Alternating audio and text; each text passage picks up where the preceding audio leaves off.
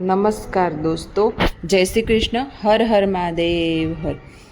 શનિવારના દિવસે અમાસ જે છે, અમાસના દિવસે તમારા ઘરમાં આ એક વસ્તુ બનાવશો તો તમારા ઘરમાં ધન દોલતથી ભરાઈ જશે. તો શનિવારે શ્રાવણ મહિનાની અમાસના દિવસે પૂજા પાઠ કરો કે ન કરો, પરંતુ વર્ષની સૌથી મોટી અમાસના દિવસે આ એક વસ્તુ જરૂર ખાઈ લેજો, જેથી તમારું ભાગ્ય તરત જ બદલાઈ જશે.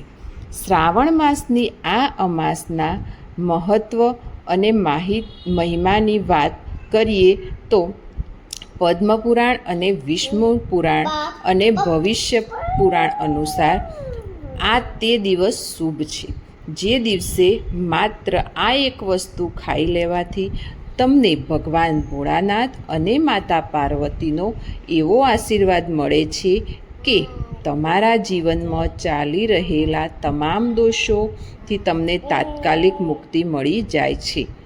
આવા લોકો જીવનમાં તમામ ભૌતિક સુખ સુવિધાઓ પ્રાપ્ત કરે છે.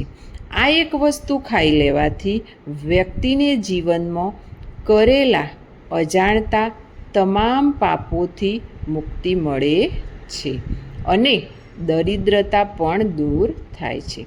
આ ઉપરાંત જીવનમાં આવતા અવરોધો પણ દૂર થાય છે અને સુખ સમૃદ્ધિ પ્રાપ્ત થાય છે. તેથી ભલે તમે સ્ત્રી હો કે પુરુષ, તમારે આ એક વસ્તુ અમાસના દિવસે ખાવી જ જોઈએ.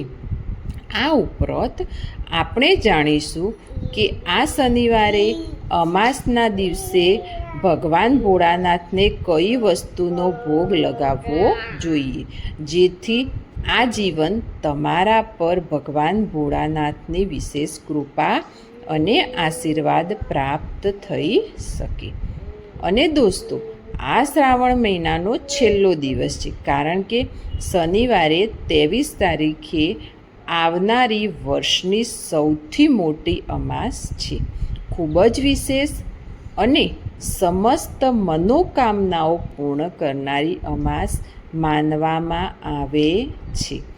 આ દિવસે આપણે જાણીશું કે આ અમાસના દિવસે તમારે ભગવાનને કઈ વસ્તુનો ભોગ લગાવવો જોઈએ, જેથી કરીને આ જીવન તમને ભગવાન ભોળાનાથ અને માતા પાર્વતીની વિશેષ કૃપા અને આશીર્વાદ પ્રાપ્ત થઈ શકે. આમ તો દર મહિને અમાસની તિથિ આવે જ છે. એમ કુલ 12 અમાસની તિથિ આવે છે, પરંતુ આ 12 અમાસમાંથી જે શ્રાવણ મહિનામાં અમાસની તિથિ આવે છે તે એકદમ ખાસ હોય છે. જે વ્યક્તિ આ અમાસના દિવસે આ એક વસ્તુ ખાઈ લે છે, તેના ઉપર ભગવાન ભોળાનાથ અને પિતૃઓની કૃપા થાય છે. સાથે સાથે અમે તમને એ પણ જણાવીશું કે સ્કંદ પુરાણ અને વિષ્ણુ પુરાણ અનુસાર શ્રાવણ મહિનામાં કયું ભોજન આપણા ઘરે ન બનાવવું જોઈએ. તો આપણે જાણીએ કે ભગવાન ભોળાનાથને શું ચડાવવું જોઈએ શ્રાવણ મહિનામાં. તો અત્યારે જે ફળ આવતા હોય તે ચડાવવા જોઈએ, કે આ કેળા, બદામ, સફરજન છે, આ ફળ ચડાવવા જોઈએ. અને ફળ તમને ના મળે તો તમે સાકર અને કિસમિસ પણ ચઢાવી શકો છો. ભોળાનાથ ભાવના ભૂખ્યા છે. આ સાથે તમને ભગવાન ભોળાનાથના એ પીળા ફળો જેવા કે કેળા, ખજૂર, દાડમ, સફરજન ચડાવી શકો છો, પરંતુ નાશપતીનું ફળ ક્યારે ચડાવવું જોઈએ નહીં. તો તમારા ઘરમાં લડ્ડુ ગોપાલ હોય તો તમે એમને શ્રાવણ મહિનામાં જે ચડાવતા હોય ચડાવી શકો છો, પરંતુ શ્રાવણ મહિનામાં લસણ ડુંગળીવાળું ભોજન ચડાવવું જોઈએ નહીં. આ ઉપરાંત શ્રાવણ મહિનામાં પંચામૃત કહેવામાં જે આવે છે, એનો પ્રસાદ પણ જે લોકો લે છે એ લોકોના જીવનમાં ધન ધાન્યની કમી રહેતી નથી. આ ઉપરાંત ભગવાન ભોળાનાથના શિવલિંગ ઉપર પંચામૃતનો અભિષેક પણ કરવો જ જોઈએ. તે સારો માનવામાં આવે છે અને આ પંચામૃતનો તમે પ્રસાદ તરીકે પણ ગ્રહણ કરી શકો છો. તો તમારા જીવનમાં ધંધાને અને સુખ સંપત્તિની કમી રહેતી નથી.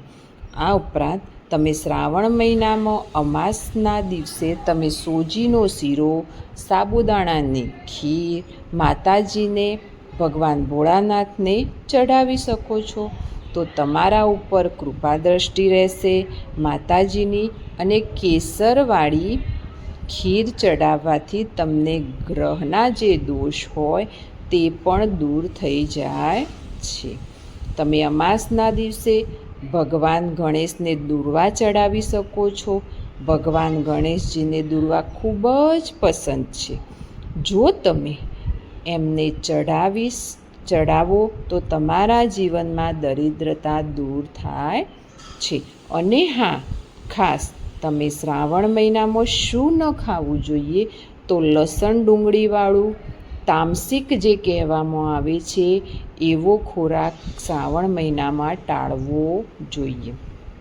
કેમ કે ભોળાનાથ અને માતાજીને આવો તામસિક ખોરાક શ્રાવણ મહિનામાં ચડાવવો જોઈએ નહીં અને આપણે ખાવો પણ જોઈએ નહીં.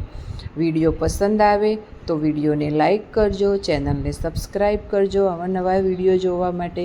Thank you.